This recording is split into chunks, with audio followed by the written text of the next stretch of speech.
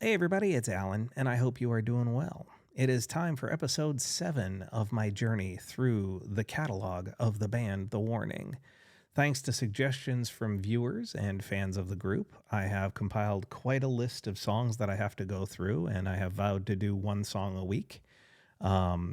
Just discovering them for the first time. So when you're watching this, it's my very first time hearing the songs. So we're going to listen to the studio version, then we're going to listen to a live performance. So without further ado, here is the song. I believe I'm pronouncing this right. Here is the song Ugh off of Queen of the Murder Scene.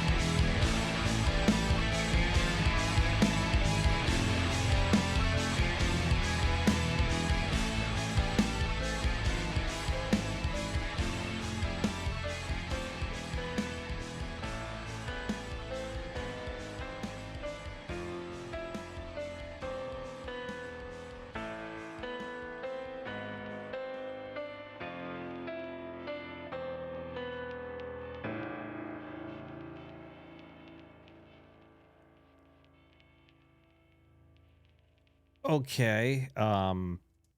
First, wow. This is really hard for me because truthfully, I want to go listen to the entire album. I think I've heard two or I think three songs from this album so far in the 6 previous songs plus this one that I'm doing. And this is the kind of thing that makes me want to go listen to the entire album, but I'm restraining myself so that I could do each video for you all. The Warning Army has been so supportive of my journey through this band's catalog, and I do not want to jump the shark. And so it's really hard for me not to just dive right in, but I'm going to restrain myself. That groove is freaking amazing. Simple as that. Just so good. The bass line, the drum, everything. Just, it's wow. That's all I've got. I just, wow. And the changing grooves throughout the song is even more spectacular. It's almost given me a headache. Can't wait to hear him do it live.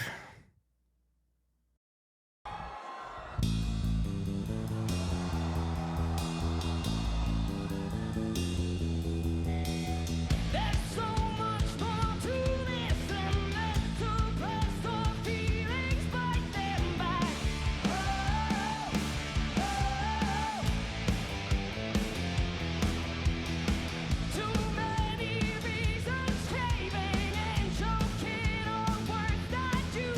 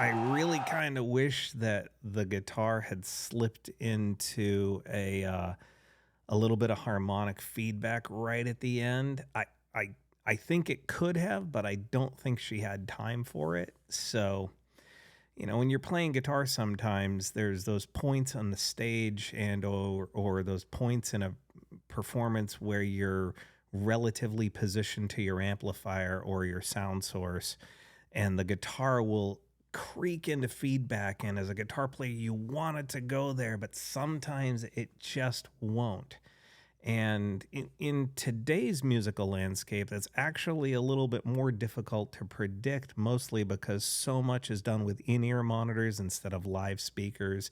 So much is done with digital amplification as opposed to live tube amplifiers on stage, where you could move your guitar in correlation to a speaker to get it to start to creep into feedback as long as you knew how to control your instrument. And I'm afraid that in sort of a lot of cases today with live performances, there's no live monitors, there's no live speakers on stage. So you don't get exactly the same kind of relationship to your guitar tone as you would like to get if you had a live amplifier in front of you. That song's bass line is incredible. As much as I love everything else about the song, I kept focusing in on the bass line. It's just such a solid groove bass line that it's frankly a bit scary for me. I mean that in the nicest way possible. I loved the use of the guitar at the end to sort of replicate what the sort of stride upright piano sound was in the studio version. The shift in instrumentation was really wonderful. I wish that guitar could have landed in a feedback point so it could have created that nice little squeal out as she rolled the volume knob down. But yeah, it's again, I already said my part on that. What a song. I'm really going to be hard pressed to not, sorry, I had something in my eye. I'm going to be really hard pressed to not go listen to the entire Queen of the Murder Scene album, but I'm not going to do it. I promised you guys I'm not going to do it, and I'm not going to do it, damn it. The guitar, she's playing a Gibson Explorer in that live performance. And I will say this, after working in music stores for over 30 years, it's always interesting to see people fit on a guitar or a guitar fit on a person. Sometimes the instrument just looks massive on somebody, and an Explorer is a perfect example of that. And I mean, if you're 6'2", 6'4", 220, 250 pounds, and you put an Explorer on, it looks normal. If you're 5'6" and a $119, the Explorer looks absolutely massive. And it's always interesting to choose an instrument or watch a person choose an instrument and then either be encouraged or discouraged based upon how it looks on them. I mean, I've seen, guys who are 6'5", 6'8", playing a Gibson SG, which looks absolutely microscopic on their larger frame. And again, what it looks like and what it sounds like, what's more important? For me, it's what it sounds like. So I don't give anybody a hard time about that. But the visual image of a large guitar on a smaller frame or a small guitar on a larger frame person is really always kind of interesting. And I take note of it. It's not a disqualifier. It's certainly not a criticism. It's just an observation. I mean, look, I love the band Styx, and sometimes Tommy Shaw plays an Explorer, and Tommy's not exactly the biggest guy in the world. And so the Explorer does even look a little bit large on him. So again, this is nothing about this performance. It's just an observation. I want to make a quick little comment here about the way these warning videos have been received by the community. I am really thankful for all the kindness that you have all shown me. I am really thankful for all of the positive comments and the thumbs ups and all of that stuff. I read every single comment. I try to respond to them as I can. You all have been absolutely wonderful. I really do appreciate that. I cannot say that enough from the bottom of my heart. I have noticed that on every video, there's at least one or two people, usually it's just one, who give the video a thumbs down. And I'm fine with it. If you don't like what I'm doing, that's fine. But what I'd ask is leave a comment. Tell me what you would prefer I do. I mean, I've had people comment saying, I wish the video of the band were bigger, or I wish I wasn't in the video. I wish you didn't have me there, or whatever it is. And, maybe you just don't understand how YouTube reaction channels work or video channels work, and regarding the algorithms and the copyright infringements and all the other stuff. And maybe we could put that to rest. Maybe you just don't like me. Maybe you don't like the fact that a 50-something-year-old guy is discovering a band of young ladies who are incredibly talented, and I'm watching videos and presenting just my thoughts afterward. Maybe you don't like what I'm saying. It's all fine, but if you're going to give it a thumbs down, can you tell me why? Because I prefer the constructive criticism. I would like to hear what you think I could do better or what I should do differently. I might not do it, but I'm open to the comment. And yet I have yet to get well, not yet. I think I've had one somewhat negative comment, but it wasn't really negative. I didn't take it as that way. I took it as constructive criticism. But there is one or two people who they watch these videos and they give it a thumbs down with no additional information. And I think, in a small note, that's a thought process that kicks in for me where I'm like, well, kind of the way the world is right now, there are people out there throwing daggers and leaving negative comments with no constructive criticism on what they would do, whether it be music related or politically related or religious related, whatever it is. There are so many people out there that are willing to throw shade and throw hate on different subjects without any offering of constructive criticism or an idea of what they would think would be an improvement upon the current state of the world. And I don't particularly care for that.